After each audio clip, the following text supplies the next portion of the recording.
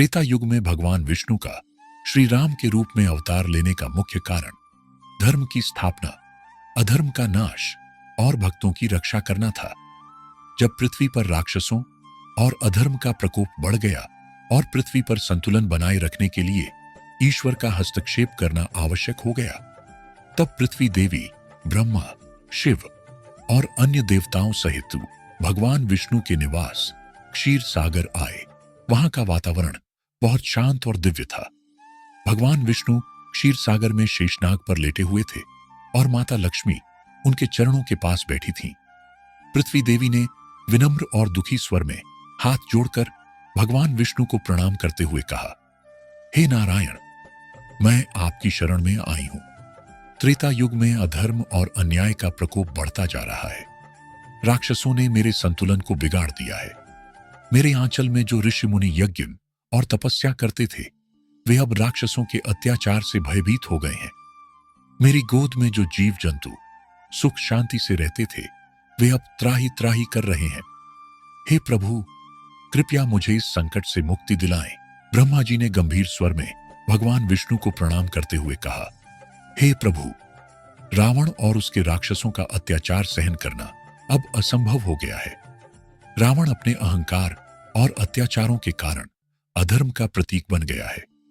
रावण को वरदान प्राप्त है कि वह देवता, दानव या किसी अन्य से पराजित नहीं हो सकता, और इस वरदान का दुरुपयोग करते हुए उसने स्वर्गलोक पर भी आक्रमण कर दिया है।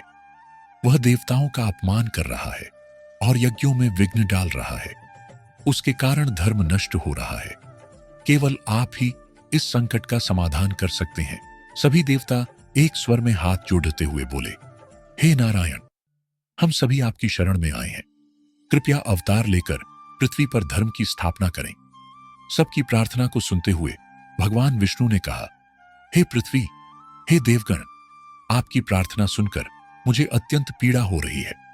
धर्म की रक्षा के लिए और अधर्म के नाश के लिए मैं अवश्य पृथ्वी पर अवतार लूंगा। रावण ने मनुष्यों और वानरों को तुच्छ समझकर उन्हें इस वरदान से बाहर रखा। इसलिए मैं त्रेता युग में दशरथ के घर मानव रूप में जन्म लूंगा। मैं मर्यादा पुरुषोत्तम बनकर धर्म की पुनः स्थापना करूंगा और रावण जैसे अधर्मी का अंत करूंगा। यह मेरा वचन है। देवताओं ने अपने हाथ जोड़कर खुश होते हुए भगवान विष्णु से कहा, हे नारायण, आपकी कृपा से पृथ्वी पर धर्म का प्रकाश पुनः फैलेगा। हमारा प्रणाम स्वीकार करें। पृथ्वी देवी ने आभार व्यक्त करते हुए कहा, हे प्रभु, आपका यह अवतार समस्त सृष्टि को कल्याण और शांति प्रदान करेगा।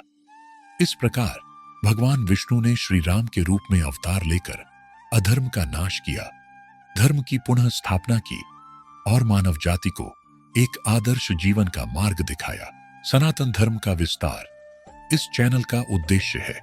इसलिए सनातन धर्म और उससे जुड़ी हुई कथाओं को जानने के लिए इस वीडियो को लाइक और हमारे चैनल को सब्सक्राइब करें।